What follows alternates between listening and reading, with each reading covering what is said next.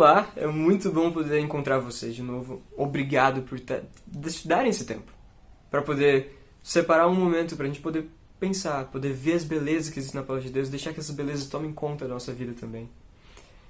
E, mais uma vez, a nossa oração é que você e a sua casa estejam bem. Nós somos uma família e nós entendemos que a missão da Nova Semente é estar aqui para servir você.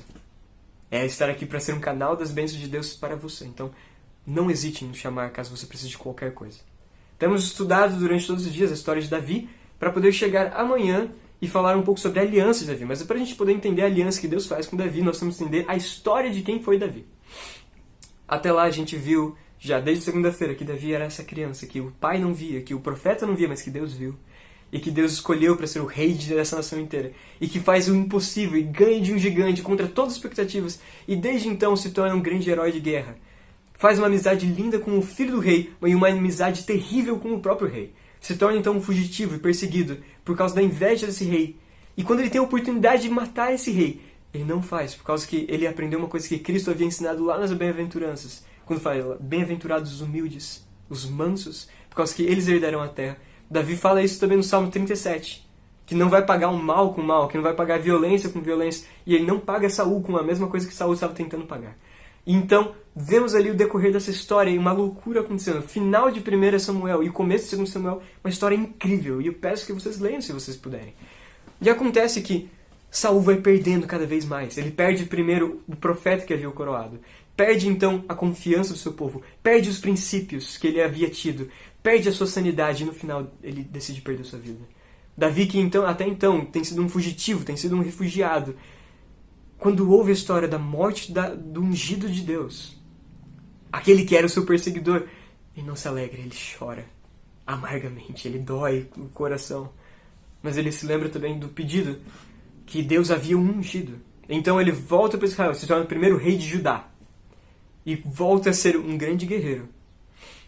E da mesma forma, com aquele mesmo coração de criança que defendia o seu rebanho perante todas as grandes ameaças e grandes animais que eram muito piores que ele, por causa que confiava no Senhor. Esse mesmo coração de criança é o coração de um rei que pastoreia o seu povo e que cuida dele como aquele rebanho e vence de grandes adversários.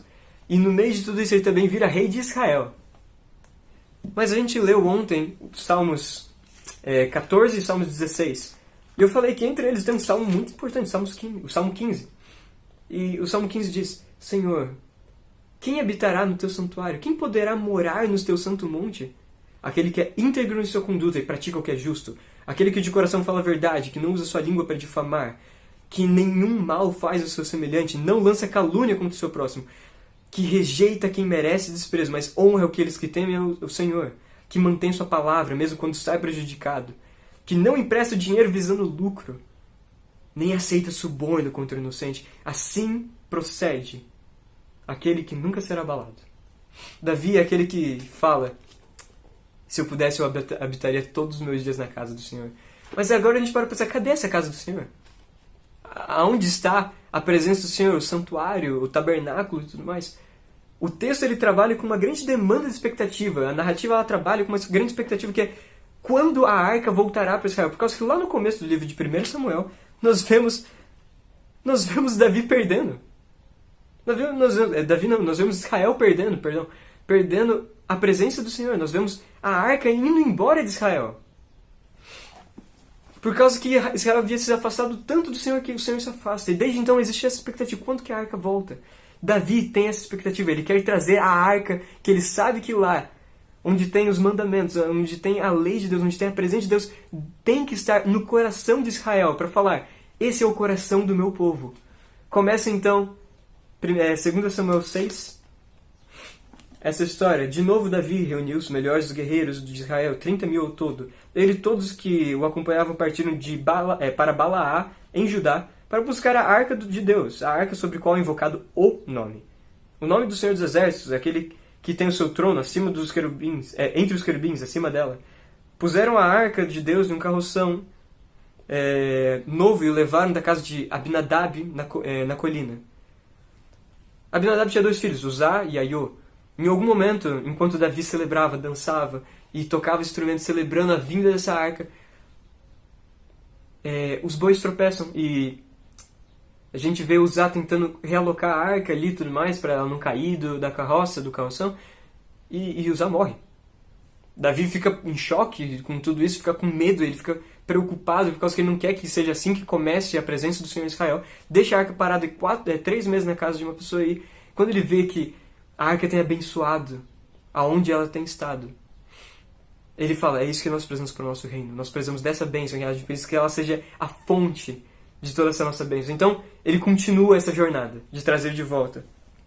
Versículo 17 em diante, então trouxeram a arca do Senhor e a colocaram na tenda de Davi, que Davi havia preparado.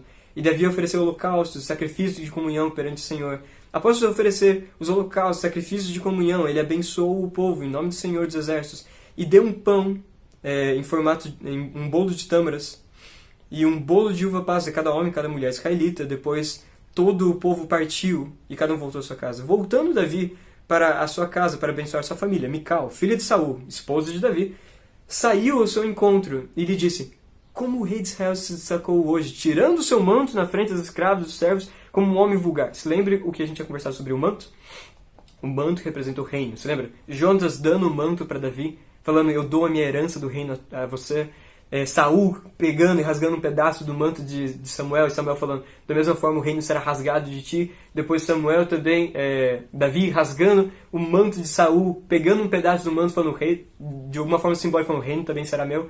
E agora Davi tirando o manto, e Davi responde a Mical, mas Davi disse a Mical, foi perante o Senhor que eu dancei, perante aquele que me escolheu no lugar de seu pai, de qualquer outro da sua família, quando me designou como soberano desse povo de Deus.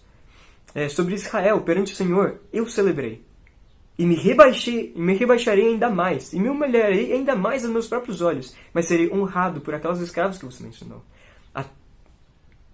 O que acontece é que nós vemos então Davi ele trazendo a arca com dança, com felicidade, ele bota ali a roupa de um sumo sacerdote, tirando o manto de um rei, ele coloca a veste de um sacerdote. E no meio de tudo isso, nós vemos um Davi que celebra esse Deus e que alimenta o povo, da mesma forma que Deus alimentava o povo na época do deserto, na época que a presença de Deus foi inaugurada também. Mas Mical fica achando isso um desrespeito.